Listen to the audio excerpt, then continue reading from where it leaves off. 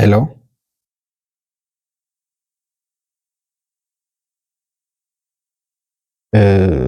ወደ ትምህርታችን ስንገባ የመጀመሪያው እዚህ ጋር ያለን እንበልና ይሄ የድርጅታችን አሏንስ ነው። ይሄ ክሌም አይዲ አለ። ከዛ ፈርስት ክሌም አድርጓል አላደረጉም የሚለውን እናያለን። መጀመሪያ ደረጃ ግን እንድንሰራ የታዘዝነው ምንድነው? ሁልጊዜ ማየት ያለብን ክሌሙ ከ4000 ብርና ከዛ በላይ ከሆነ ሃይ ቫልዩ ነው ብለን እንድናስቀምጥ፣ ከዛ ከ4000 በታች ከሆነ ደግሞ ስታንዳርድ ነው ብለን እንድናስቀምጥ በፋይናንስ ቲማችን ወይም በኤችአር ተጠየቀን ማለት ነው። ስለዚህ ይሄንን እንዴት አድርገን እንሰራዋለን የሚለውን በቀላሉ በኢፍ ፎርሙላ መስራት እንችላለን። ስለዚህ ዛሬ ኢፍ ኤንድ እና ኦርን እነኚህ ሎጂኮች በምን አይነት ሚንስ እንጠቀማለን፣ ሁለት ክራይቴሪያ ሲኖረን ይሄንና ያንን ያሟሉ የሚል እንትኖች መስፈርቶች ቢመጡብን እንዴት አድርገን ሃንድል እናደርጋቸዋለን የሚለውን ነው በቀላሉ የምናየው። ስለዚህ እዚህ ጋር እዚህ ኳልስቱ ሁልጊዜው ፎርሙላ የሚጀምረው በዚህ ኳልስቱ ነው ኤክሴል ላይ። ይሄንን መቼም እንዳትረሱ፣ ብዙ ሰው ስለሚሳሳት ነው ደጋግሜ የማነሳው። ኢፍ አሁን ሎጂካል ቴስታችን ማን ነው? እዚህ ጋር ሎጂካል ቴስት ይላል አይደል?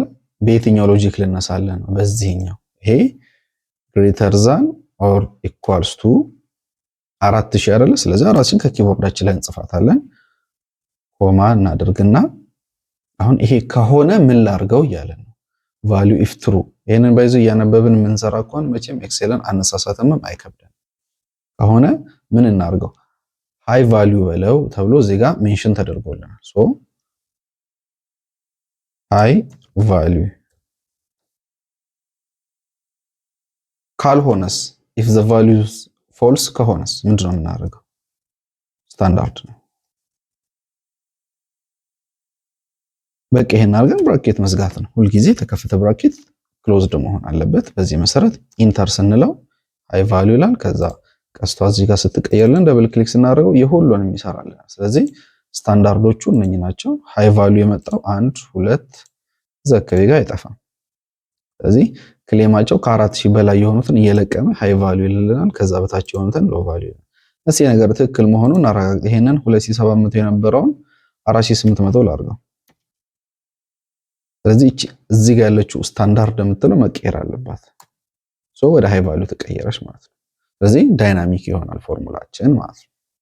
በቀላሉ ኢፍን በዚህ መንገድ መጠቀም ይችላል። ስለዚህ የተሰጠን ታስክ ካለ አሁን እኔ ማውራው ስለ አንድ ኤግዛምፕል ይችላል። እናንተም በየምትሰሩበት ዘርፍ የሆነ ክራይቴሪያ ካለ ኢፍ ብላችሁ ያንን የሚያሟላ ከሆነ ይሄን አድርግልኝ ትሉታላችሁ፣ ያባዛዋል። ለምሳሌ አሁን መምህራን ኮሌጆች ላይ ወይም ዩኒቨርሲቲዎች ላይ ግሬድ የሚሰጡት ኢፍ የዛ ውጤት ከ70 በላይ ከሆነ ኤ አርገው፣ ካልሆነ ቢ አርገው፣ ከዚህ በታች ከሆነ ሲ አርገው እያሉ ግሬድ ይሰጣሉ እንጂ ለእያንዳንዱ ተማሪ አንድ ባንድ አይሰጡም። እሱም በሌላ ቪዲዮ እመጣበታለሁኝ። ለአሁን በዚህ መሰረት ኢፍን መጠቀም እንችላለን። አሁን ሁለት ነገሮችን ያሟላ መሆን አለበት በምንባልበት ጊዜስ ለምሳሌ አሏንስ ፈርስት ክሌም አሏንስ አምጥቷል። አዎ። ከዛ የተጠየቀው ደግሞ ከ4000 በላይ ነው በታች ነው። እነኚህን ሁለቱን ካሟላ አፕሩቭ ይደረግለት፣ ካልሆነ ግን አንደር ሪቪው ተብሎ ይቀመጥ። መጀመሪያ ጥያቄያችን አንደርስታንድ ለማድረግ እንሞክር። አውቶ አፕሩቭ ክሌምስ ዛት አር ሌስ ዛን 4000 ከ4000 ብር በታች ከሆነ የጠየቀው ሌስ ዛን 4000 እና ኤንድ ይላል። እዚህ ጋር ኤንድ የምትለዋ ሁለት ፈንክሽኖችን ወይም ሁለት ሎጂኮችን እንድናያይዝ የተፈለገች ናት ማለት ነው። ሶ ይሄንን ለመስራት ምን እናደርጋለን? አሁን በኤንድ ፎርሙላ ነው የምንሰራው ማለት ነው። ኤንድ ብለን እንጽፋለን። ካስታውሳችሁ ሃይ ስኩል ማትስ ላይ ኢፍ ኤ ኦር ቢ ኤንድ ሲ ምናምን የተባለ የተማርነውን በኤክሴል ላይ ማምጣት ነው የሱን ሎጂክ ማለት ነው። ስለዚህ ኢፍ አወር ክሌም አሏንሳችን ግሬተር ዛን ኦር ኢኳል ቱ ስለሆነ ግሬተር ዛን ኦር ኢኳል ቱ 4000 ከሆነ ምን አርገው ነው የምንለው? ምን አርገው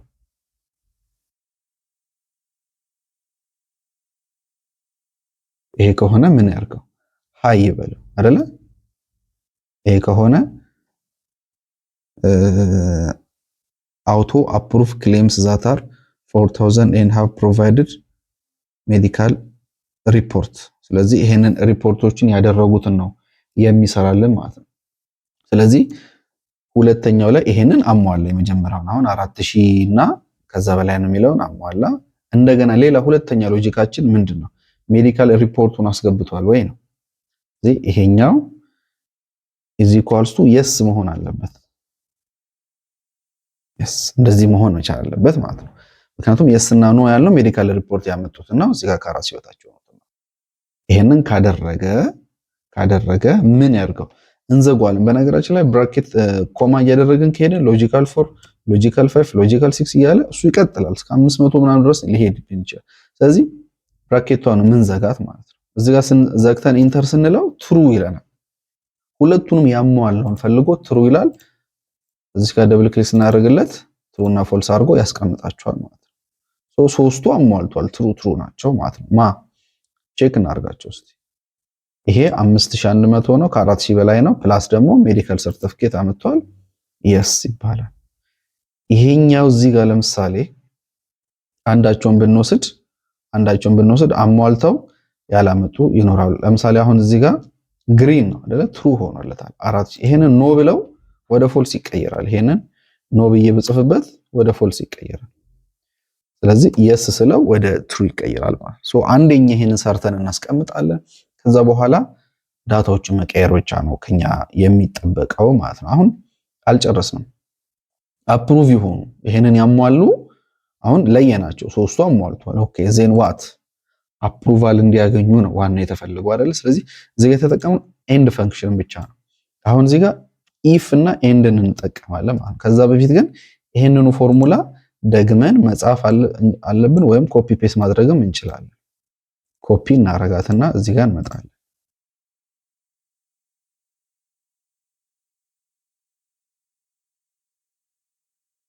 ኦኬ ይሄን ስለነካሁት ነው ያጠፋብኝ። ሶሪ ያው ፎርሙላ ባር አንዴ ከነካችሁት ስለሚያጠፋ ነው። እሺ እዚህ ኳስቱ ኢፍ ታደርጉና እዚህ ጋር የተጠቀምኩትን ቫልዩ ኮፒ ፔስት ነው ማድረገው ማለት ነው። እዚህም የተጠቀምኩበትን ይሄንን ካሟላ ምን ያድርግልኝ ነው። ካሟላ ኮማ እናደርግና አውቶ አፕሩቭ በሉት ነው የተባልነው አይደለ? አውቶ አፕሩቫል ያገኝ አውቶ አፕሩቭ። በነገራችን ደብል ኮድ ውስጥ የምንጽፈው በሙሉ ስክሪን ላይ የሚታይ ነው። ካልሆነስ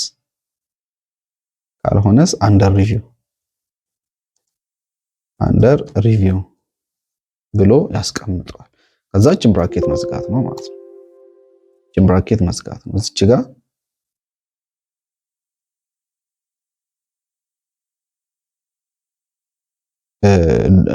ሁለት ጊዜ ዝቋልቱ ስላስገባሁለት ነው።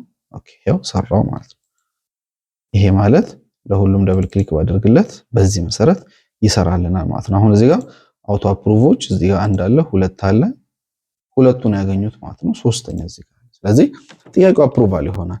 በቀላሉ ግን ለመለየት እንዲያመቸን አውቶ አፕሩቮቹን ግሪን አድርግልኝ፣ ሌሎቹን በኖርማል ይሁኑ ማለት ከፈለግን ኮንትሮል shift ዳውን እንነካና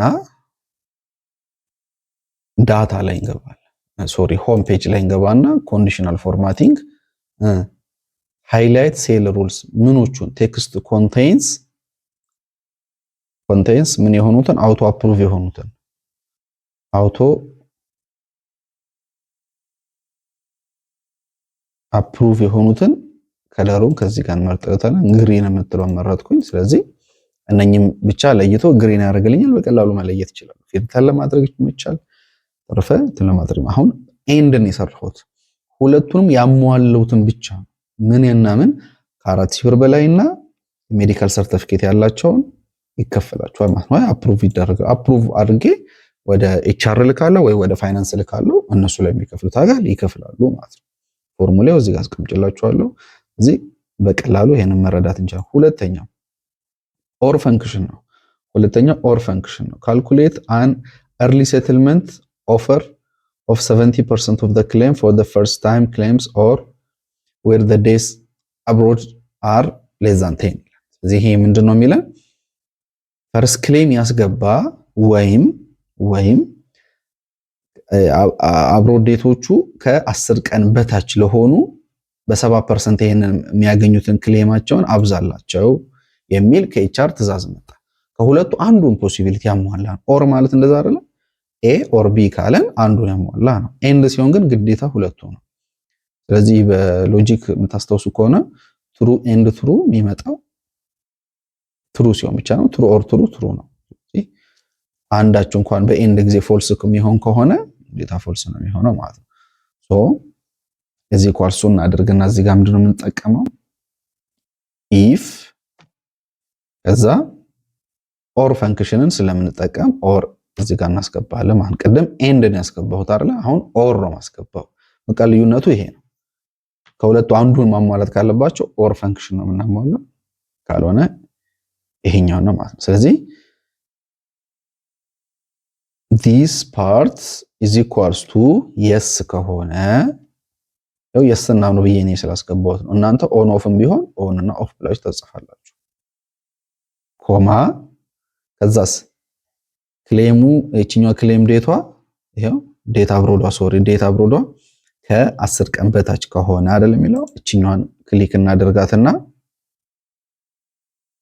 እናድርጋትና ከኪቦርዳችን ላይ ሌዛን 10 ከሆነ ኮማ ያረኩ ከሄድ ኮን ሎጂኩ አልቅም። ስለዚህ እንዘጋዋለን ማለት ነው። ይሄን ምን ያርግልኝ እዚህ ጋር ያለችዋን ክሌም ብሯን በ70% ያበዛታል።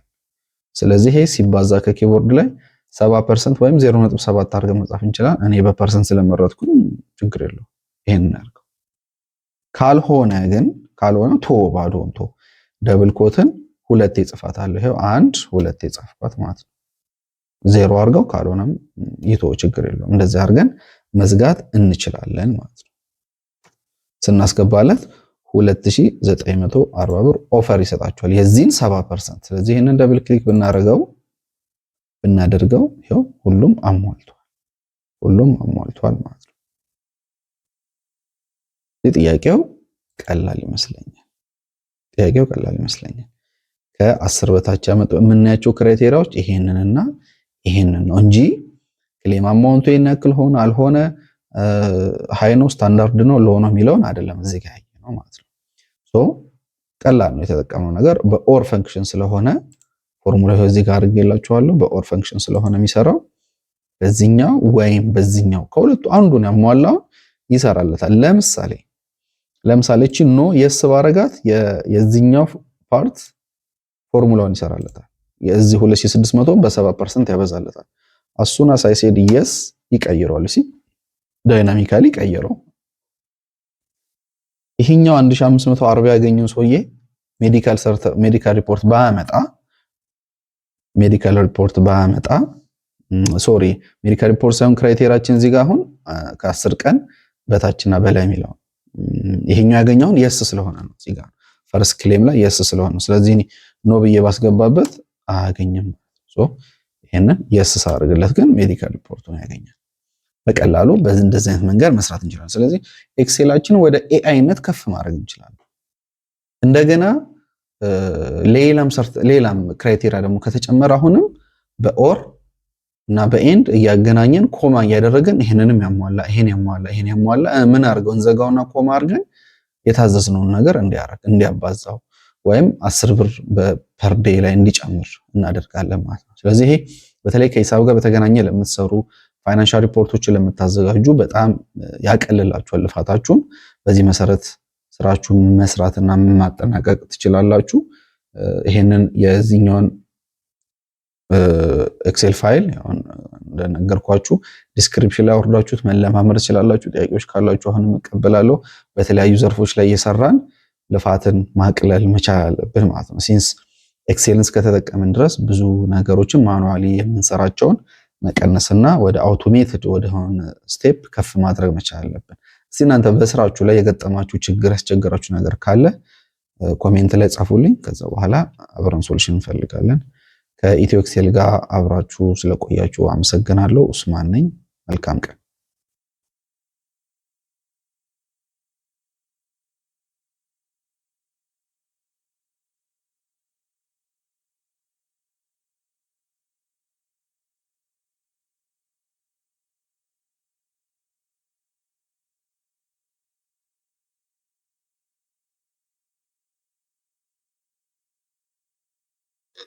ስንገባ ጀምረው እዚህ ያለን